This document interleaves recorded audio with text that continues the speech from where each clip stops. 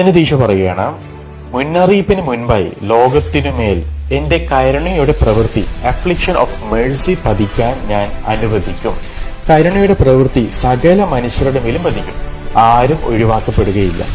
ശാസ്ത്രജ്ഞന്മാർക്കും ഡോക്ടർമാർക്കും എന്നല്ല, മറ്റാർക്കും തന്നെ ഈ കരുണയുടെ പീഡയ്ക്ക് പ്രതിവിധി കണ്ടുപിടിക്കാൻ സാധിക്കുകയില്ല. കരുണയുടെ പീഡ സംഭവിക്കുന്നത് ഇങ്ങനെയായിരിക്കും. ഓരോ മനുഷ്യരും ഒരിക്കലും ഭേദമാക്കാൻ വയ്യാത്ത ഒരു രോഗത്തിന്റെ രൂപത്തിൽ അവരുടെ പാപങ്ങൾ അനുഭവിക്കും. കരുണയുടെ പ്രവൃത്തി ഒരു ചെറിയ തടിപ്പോ കുരുവോ പോലെ, ഒരു റാഷസ് പോലെ ആയിരിക്കും ആരംഭിക്കുക.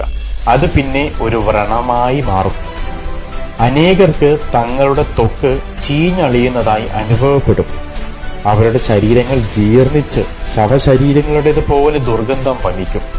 ആ ദുർഗന്ധം അത്രമേൽ അസഹനീയമാകിയാൽ അവർ തങ്ങളെ തന്നെ ഒളിപ്പിക്കും.